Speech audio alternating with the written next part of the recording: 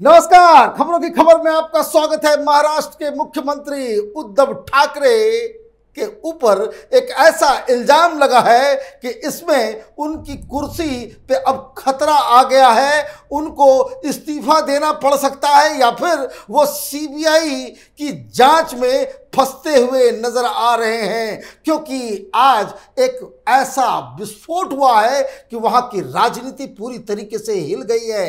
कल तक पूरा देश इस बात के ऊपर बहस कर रहा था कि अनिल देशमुख जो वहां का गृह मंत्री है, वो वसूली गैंग का मास्टर है, उसकी इस्तीफा होनी चाहिए नहीं होनी चाहिए। शरद पवार सामने आ गए, वो डिफेंड करने के लिए पहुंच गए। लेकिन आज की जो घटना हुई है, आज जो एक खुलासा हुआ है, उससे तो सीधे सीधे उद्धव ठाकरे इसकी लपेट में आ गए हैं कि उद्धव ठाकरे वहां अपनी नाक के नीचे उतनी जानकारी के तहत, मैंने सब कुछ उनको मालूम था, फिर भी वहां पे ट्रांसफर पोस्टिंग का एक धंधा चल रहा था और इसको लेकर के एक डाटा बम फूटा है।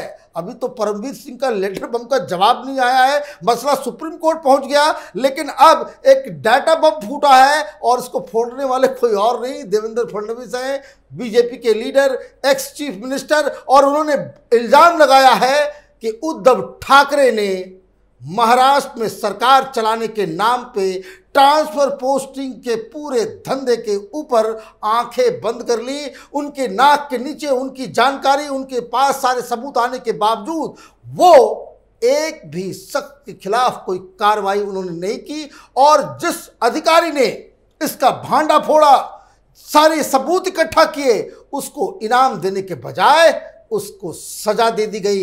इसकी पूरी डिटेल मैं आपको दूंगा, लेकिन मसला तो और भी खराब होता चला जा रहा है इस अघाड़ी सरकार के लिए। शरद पवार का वो झूठ भी सामने आ गया कि जिसमें उन्होंने कहा था कि जो अनिल देशमुख है वो तो होम क्वारंटाइन था, किसी अधिकारी से बातचीत नहीं हुई, तो उसके भी कुछ सबूत आ गए, उसके भी मैं कुछ आपको डिटेल दूंगा। लेकिन इन सब के अलावा जो आज बड़ी खबर आई है, वो एक खबर आई है सचिन वाजे को लेकर के। सचिन वाजे, वही सचिन वाजे जो शिवसेना की नजरों में, जो उद्धव ठाकरे की नजरों में, संजय राउत की नजरों में एक कैपेबल और ईमानदार पुलिस अधिकारी था, उसके कच्चे चिट्ठे अब खुलने लग गए हैं। मालूम चल रहा है कि वो 4 दिन 5 स्टार होटल में रहा, वो भी फर्जी नाम से।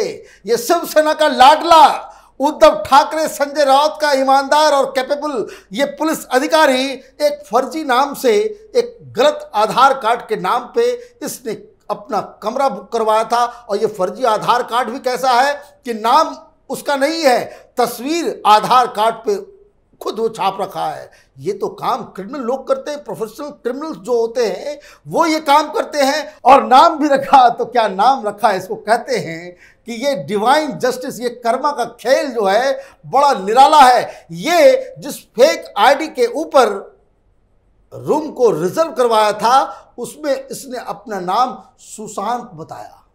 वही सुशांत जिसको लेकर के पूरी दुनिया ने, महाराष्ट्र की सरकार, मुंबई की पुलिस का काला चेहरा देखा और लानत भेजे। और अब उसी सुशांत सदाशिव खामकर के नाम के फर्जी आधार कार्ड के नाम पे वो 5 स्टार होटल के अंदर था। बताया जा रहा है किसी 5 स्टार होटल में कई सारे लोग, एनआईए को इस बात की पूरी जानकारी मिल गई है कि कौन कौन लोग उससे इस 4 दिनों के बीच मिलने के लिए आए।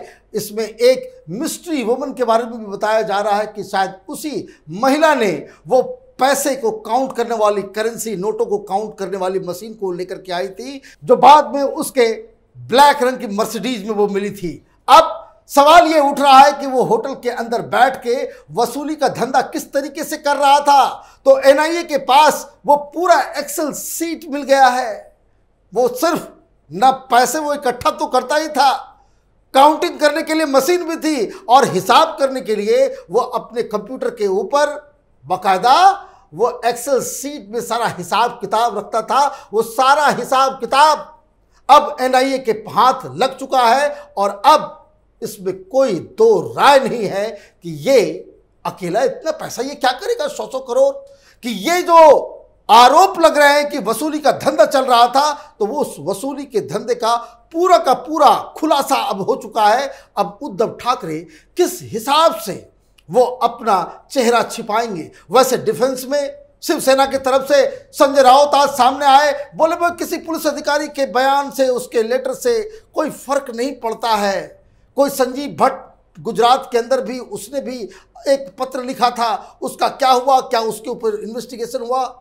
अब आप देखिए, संजीव भट्ट उस तरह का एक अधिकारी है, पुलिस आईपीएस अधिकारी था, जो ये लेफ्ट लिबरल कबाल, ये जो सेकुलरिज्म का धंधा करने वाले, दंगा के ऊपर अपना घर चलाने वाले, पैसा कमाने वाले एनजीओ के साथ मिलके वो साजिश का हिस्सा है। उसको संजय राउत को शायद पता नहीं कि देश की अदालत ने उसे उम्र कैद कर रखा है और उसके जो सारे दावे थे, जो प्रोपेगेंडा उसने किया था, जो सारे झूठ थे, उसे कोर्ट पहले ही नकार चुकी है। अब ये कहते हैं कि भाई आदमी डूब रहा है तो तिनके का सहारा, ये अनर्गल दलील देकर के शिवसेना वाले अपना काला चेहरा अब छिपा नहीं सकते, क्योंकि अब इनके इस ईमानदार और कैपेबल पुलिस इंस्पेक्टर की एक और कली खुली है, क्योंकि एनआईए ने साफ कर दिया है कि ये जो मनसुख हिरेन की जो हत्या की गई वो दरअसल एक कवर अप ऑपरेशन था। सचिन वाजे को ये मालूम हो गया था कि उसकी सारी करतूतें, ये सारा प्लान, ये साजिश के बारे में मनसुख हिरेन जान चुका है और वो किसी भी वक्त वो दुनिया को बता सकता है कि दरअसल उसकी गाड़ी के साथ क्या हुआ और किन लोगों ने यह साजिश रची, और इसलिए उसे रास्ते से हटा दिया गया सबूत को मिटाने के लिए। और एनआईए के तरफ से यह बताया गया है कि यह एक वेल कोऑर्डिनेटेड कॉन्स्पिरेसी थी और इस कॉन्स्पिरेसी का सूत्रधार, इसका मास्टरमाइंड, अपने दोस्त की हत्या कराने का जो कुकर्म कोई और ने नहीं किया, ये शिवसेना के लाडले, ये उद्धव ठाकरे, संजय राउत के ऑनेस्ट और कैपेबल अधिकारी सचिन वाजे ने ये काम किया। अब बहुत सारे ऑडियो चैट्स भी सामने आ गए हैं जिसमें साफ साफ मालूम चल रहा है कि वो अपनी भाई को क्या बता रहा था, और यही सब जानकारी जब सचिन वाजे के सामने आई तो उन लोगों ने मनसुख हिरेन की हत्या कर दी। ये अब एनआईए कहानी बता रही है कि इसकी मिस्ट्री के पीछे कौन सा राज है। लेकिन अभी उस जो जिलेटिन, वो गाड़ियां, वो पैसे, ये 5 स्टार होटल और गुजरात की एक मिस्ट्री वुमन की मिस्ट्री अभी भी कायम है। 1-2 दिन के अंदर ये मसला सॉल्व हो जाएगा। ये मालूम चल जाएगा कि ये सचिन वाजे, ये मुख्यमंत्री का लाडला पुलिस अधिकारी, जिसके लिए कई सालों से उद्धव ठाकरे कोशिश में लगे हुए थे कि इसकी सस्पेंशन को खत्म किया जाए, उसे फिर से बहाल किया जाए, इसने उद्धव ठाकरे के नाक के नीचे कैसे कैसे कुकर्म किए हैं, इसका तो खुलासा हो जाएगा। लेकिन परमवीर सिंह के लेटर का क्या होगा, उस केस का क्या होगा जो परमवीर सिंह जिसे लेकर के सुप्रीम कोर्ट तक पहुंच गया है, और सुप्रीम कोर्ट में इसकी सुनवाई होनी है कि किस तरीके से इस केस में सीबीआई की जांच की जाए।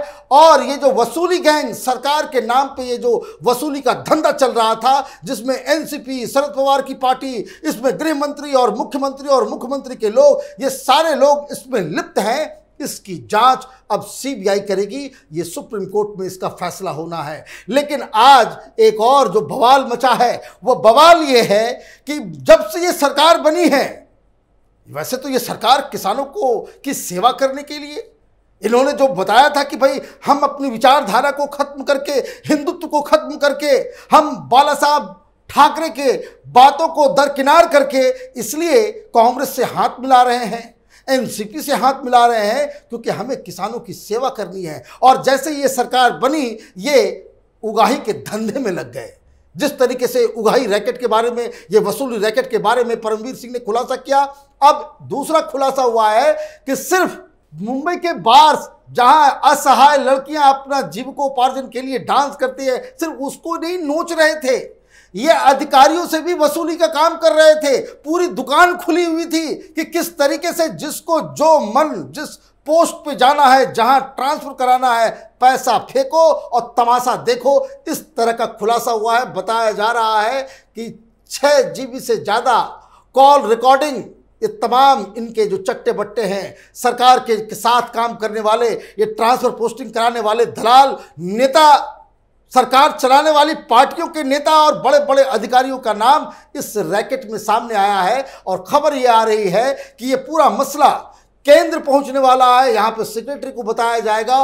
और चूंकि इसमें बहुत सारे आईएएस आईपीएस अधिकारी भी फंसे हुए हैं, सरकार का मसला है, वहां की तो सरकार ही जब भ्रष्ट हो जाए, पथ भ्रष्ट हो जाए, सरकार ही जब इस तरह के दुकान खोल ले, वसूली का काम कराए, ट्रांसफर पोस्टिंग के लिए एक सिंगल काउंटर खोल दे कि भाई पैसा दो और ट्रांसफर कराओ, तो ऐसे में इनके ऊपर कैसे कार्रवाई की जाए। तो एक और सीबीआई की जांच की मांग की जा रही है। और सबसे बड़ी बात यह है कि जो कागज, जो एविडेंस मिल रहे हैं, जिस तरह के सबूत सामने आए हैं, उससे एक बात बिल्कुल ही प्राइमा फेसी साफ साफ नजर आ रहा है कि उद्धव ठाकरे को 9 महीने पहले से ही इस सारे रैकेट के बारे में मालूम था, पूरी जानकारी थी। उन ऑडियो टेप्स को भी भेजा गया उद्धव ठाकरे के पास, लेकिन बहुत ही निर्लज्ज तरीके से इन्होंने इस केस के ऊपर कोई काम नहीं किया। कहाँ जाएंगे ये, किस जगह अपना मुंह छिपाएंगे ये? एक तो आप रेस्टोरेंट्स, बार बाला जहां काम करती हैं, उससे आप पैसे, उससे आप उगाही का धंधा कर रहे थे। अब मालूम चल रहा है कि और ये नया खुलासा हो रहा है। और ये सारी जानकारी मुख्यमंत्री के पास थी। ये तो अभी हम लोग बात कर रहे हैं 2 दिन से, ये अनिल देशमुख का इस्तीफा होगा या नहीं होगा, उसने क्यों अधिकारियों को बुला करके वसूली करने के लिए कहा। अब ये जो मसला आया है, ये बम, ये कीचड़, ये तो उद्धव ठाकरे के सिर के ऊपर फूटा है कि उद्धव ठाकरे की जानकारी में महाराष्ट्र के अंदर ट्रांसफर पोस्टिंग का एक धंधा चल रहा था। और ये सिलेक्टेड चीफ मिनिस्टर, ये जनता द्वारा चुने हुए मुख्यमंत्री नहीं है, ये बैकडोर से चीफ मिनिस्टर की कुर्सी पे बैठने वाले उद्धव ठाकरे मौन रहे। इन्होंने कोई एक्शन नहीं लिया और एक्शन लेने के बजाय उन लोगों को सजा दी जिन लोगों ने इस पूरे रैकेट का भांडा फोड़ा था। बहुत ही गजब डेवलपमेंट हो रहा है महाराष्ट्र की राजनीति के ऊपर। वहाँ पे ये सरकार ज़्यादा दिन तक जाएगी नहीं, लेकिन बेशर्मी का आलम यह है कि इन सारे सबूतों के सामने आने के बावजूद ये शिवसेना के एमपीज, शिवसेना के लोग, जो लोग, इनफैक्ट कल तो ये खबर आई कि एक महिला एमपी जिसने पार्लियामेंट के अंदर इस वसूली गैंग के बारे में सवाल उठाया, तो उसको एक दूसरे शिवसेना के एमपी ने यह धमकी दी कि अब तुम्हारा जेल भेजने का टाइम आ गया है, तुमको जेल में डाल दिया जाएगा। उस पर भी एक कार्रवाई होगी। अब देखना यह है कि ये कितना अपनी कुर्सी को बचाने के लिए किस हद तक ये लोग गर्त में जाएंगे, इस पे पूरे देश की नज़र है। हम भी लगातार इस खबर के ऊपर आपको अपडेट देते रहेंगे। आप देखते रहिए कैपिटल टीवी। हमारे वीडियोस को लाइक कीजिए, शेयर कीजिए और हमारे चैनल को सब्सक्राइब कीजिए। धन्यवाद। अगर आपको हमारा वीडियो पसंद आया हो तो इसे लाइक करें, हमारे चैनल को सब्सक्राइब करें और हाँ, बेल आइकन दबाना ना भूलें ताकि आप तक हमारे वीडियो की नोटिफिकेशन पहुंचती रहे। आप अपना सुझाव हमें कमेंट बॉक्स में दे सकते हैं। हमारे साथ जुड़ने के लिए शुक्रिया।